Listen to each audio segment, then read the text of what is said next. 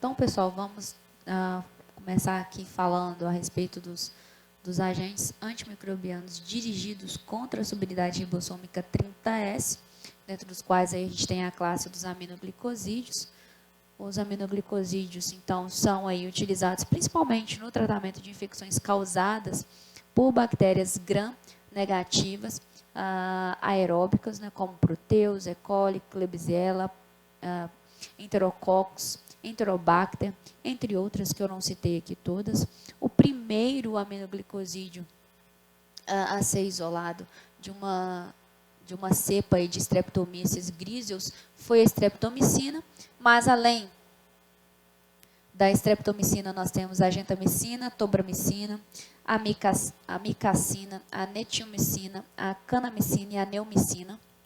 E entre esses aminoglicosídeos, a gente pode dar um destaque aí a gentamicina, a tobramicina e a micacina, sendo aí os mais importantes, né, os mais amplamente, na verdade, utilizados, em virtude aí da sua menor toxicidade e também uma cobertura mais ampla contra os micro-organismos-alvo, né? Entretanto, é importante a gente ressaltar aí que até mesmo esses agentes que a gente acabou de citar, eles carecem aí de uma atividade contra muitas bactérias aí gram-positivas, ok? Vale ressaltar que os aminoglicosídeos são inibidores da síntese proteica, mas diferente das demais classes, eles apresentam uma ação bactericida. Eles são bactericidas. E isso acontece por quê? Vamos ver então o mecanismo de ação. Isso acontece porque os aminoglicosídeos, aqui representados em vermelho, eles são capazes de se ligar aí à subunidade menor, a subunidade 30S, que está aqui representado em verde. Então, percebam, né, que aqui em vermelho a gente tem os aminoglicosídeos, em verde nós temos a subunidade 30S e em lilás nós temos a subunidade 50S e aqui, né, representando uma linha roxa mais escura aqui representando a cadeia polipeptídica nascente, né, que vai resultar aí na proteína madura.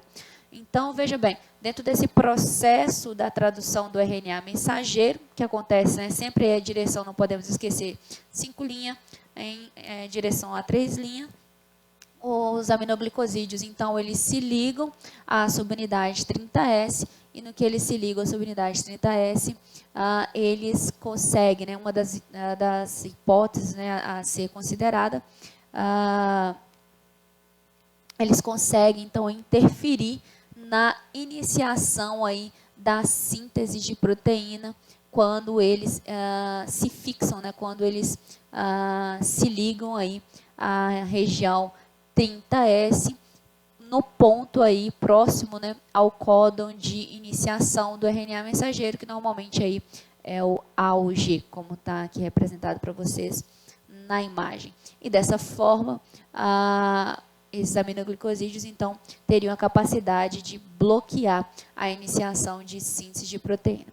Um terceiro ponto, né, que eles observaram aí dentro dos mecanismos de ação dos aminoglicosídeos é que eles se ligam, então, aí à região 30S, e quando eles se ligam, eles bloqueiam a posterior tradução e, consequentemente, estimulam aí a terminação prematura. Então, essa terminação prematura da tradução faz, então, com que haja a liberação do complexo ribossômico, uma proteína incompleta, uma proteína imatura, uma proteína que não foi totalmente formada, tá? Então, a gente não tem a sequência correta, então, aí, né, e toda a sequência de aminoácidos que iriam aí compor essa proteína. Então, é liberada uma proteína prematura.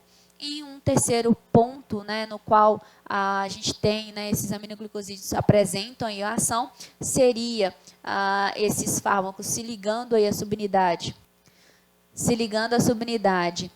30S, e no que ele se liga a essa subunidade 30S, ocorre então a incorporação de aminoácidos incorretos, que aqui está indicado pelo X vermelho.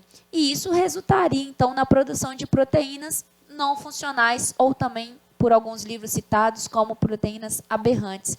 Então, aqui, pessoal, nessa ilustração, a gente observa, né, os efeitos dos aminoglicosídeos sobre a síntese de proteínas, né, sobre a síntese proteica.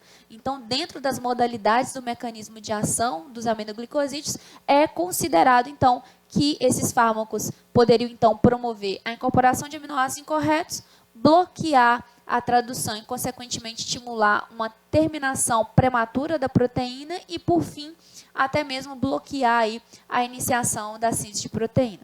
Então, para vocês visualizarem, né, como que isso poderia ser levado, então, a uma ação bactericida, né, existe aí o modelo de Davis. Esse modelo ele explica a atividade bactericida dos aminoglicosídeos. Então, dentro desse modelo, eles entram, né, em um consenso onde eles demonstram como que essa sequência de mecanismo de ação aí dos aminoglicosídeos poderiam resultar aí na ação bactericida do fármaco, né, dos fármacos dessa classe. Então, de acordo com o modelo de Davis, a ação dos aminoglicosídeos, né, estariam aí dentro do processo da seguinte forma, né? Então, quando esses fármacos eles conseguem, então, penetrar na célula bacteriana, eles, então, encontram, né, o processo de síntese proteica ocorrendo. Dentro dessa situação, eles, então, se ligariam aí à subunidade 30S e iriam, né, dessa forma, promover a incorporação de aminoácidos incorretos, né? Então, a gente teria uma alteração da sequência de aminoácidos. Então, os aminoácidos que normalmente estariam previstos nessa proteína acabam sendo alterados por outros aminoácidos, e com isso, essa proteína, a síntese proteica ficaria prejudicada por conta de uma proteína incorreta. Além disso, eles colocam, né, que essas proteínas, elas poderiam, essas proteínas incompletas e até mesmo com aminoácidos incorretos, poderiam migrar e, dessa forma, formar poros na membrana.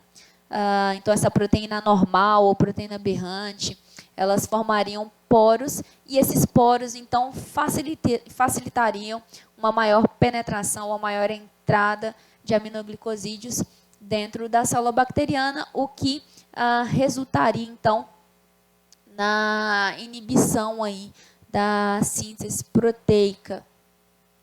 Então, a ação desses fármacos se torna bactericida porque as membranas, né, que foram lesadas aí pela presença, né, dessas proteínas alteradas, promove, então, né, como vocês podem observar aí, uma inibição completa da atividade dos ribossomos, e isso resultaria, então, em efeito irreversível por conta aí da retenção do fármaco no interior da célula, o fato, né, desse fármaco ficar aprisionado em maior concentração no interior da célula. Da mesma forma, também, a possibilidade também de extravasamento do conteúdo intracelular dessa bactéria. Então, como não pode, né, haver, né, a célula não consegue fazer o reparo da lesão da membrana, visto, né, que novas proteínas elas não podem aí ser sintetizadas, e isso então isso leva na morte da célula bacteriana, ok? Dentro dos efeitos adversos dos aminoglicosídeos, a gente pode destacar aí a ototoxicidade, né? Essa ototoxicidade ela é irreversível e resulta, né, da destruição progressiva das células sensoriais, vestibulares e também cocleares, ou seja, então esses fármacos eles causam uma lesão na membrana coclear e dessa forma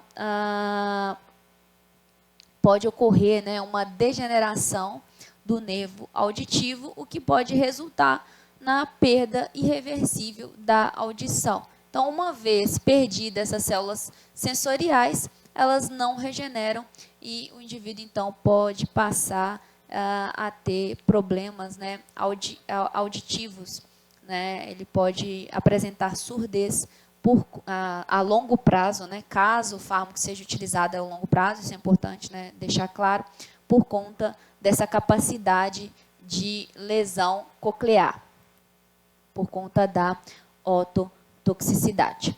A nefrotoxicidade também pode ocorrer, e normalmente ela ocorre por conta do acúmulo e também da retenção dos aminoglicosídeos aí nas células tubulares, mas esse processo é reversível à medida que é retirado o fármaco, essa toxicidade, né, esse acúmulo, essa retenção também diminui lá nas células tubulares e, consequentemente, também é eliminado essa nefrotoxicidade. E um outro efeito adverso que é bastante observado em alguns pacientes é a questão do bloqueio neuromuscular que resulta na paralisia respiratória. Então, o que tem sido observado?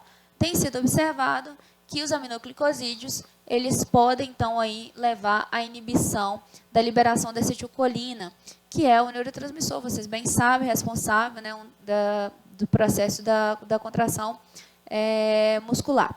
Então, em pacientes que apresentam miastenia graves, esses pacientes eles são mais sensíveis ao bloqueio neuromuscular.